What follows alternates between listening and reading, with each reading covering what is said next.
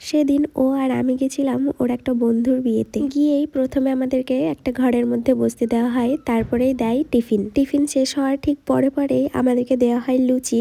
আর আমি একটা লুচি চেয়েছি আর আমাকে 4টে লুচি দিয়ে দিয়েছিল। আমার পেট অলরেডি ভর্তি ছিল, তাই আমি বাকি লুচি ওকে তুলে দিয়েছিলাম। তারপরে দেয় আলুর তরকারি আর বোঁদে। ঘরের মধ্যে আমরা অনেকজনই বসেছিলাম আর আমি, ও আর ওর দুটো বন্ধু মিলে খেলছিলাম লুডো। ওর এই বন্ধুটা সেদিন কি বাজে পরিমাণে হেরেছিল, ও লজ্জায় আর মুখ দেখাতে পারছে না। যাই হোক, খেলে বেশ ভালোই লেগেছিল। তারপরে আমরা চলে গেছিলাম লাঞ্চ করতে। আর লাঞ্চ কমপ্লিট করার পর আমরা ওখান থেকে চলে আসি। ওখান থেকে আমরা আর বাড়ি আসিনি, আমরা সোজা গেছিলাম লোহাপুর। তখন লোহাপুরে এই ছোটখাটো মেলাটা বসেছিল। আমাকে প্রথমবারের জন্য ও লোহাপুরে নিয়ে গেছিল, আর আমি ওই দিককার কিছুই চিনি না। ও আমাকে রাস্তা থেকে শুরু করে সবকিছু চেনাতে চেনাতে নিয়ে যাচ্ছিল। গিয়ে আমরা মেলাটা পুরোটা ঘুরে নিলাম। ছোটখাটো মেলা বসেছিল। তারপরে খেলাম চা। মেলাতে আমি এই গেমগুলো খেলেছিলাম মজার জন্যই, তবে খুবই বাজেভাবে হেরেছিলাম। আমরা অলরেডি খেয়ে বেরিয়েছিলাম, যে কারণে আমার একদমই খিদে ছিল না। তবে ওর জোর করাতে আমরা একটা পাপড়ি চাট খেয়েছি। এর আগে কোনো মেলাতে বা কোথাও আমি বাইরে পাঁপড় খাইনি, তবে সেদিন ভীষণ ইচ্ছে করছিল পাঁপড় খাওয়ার জন্য, যে কারণে ও আমাকে পাঁপড় কিনে দেয়।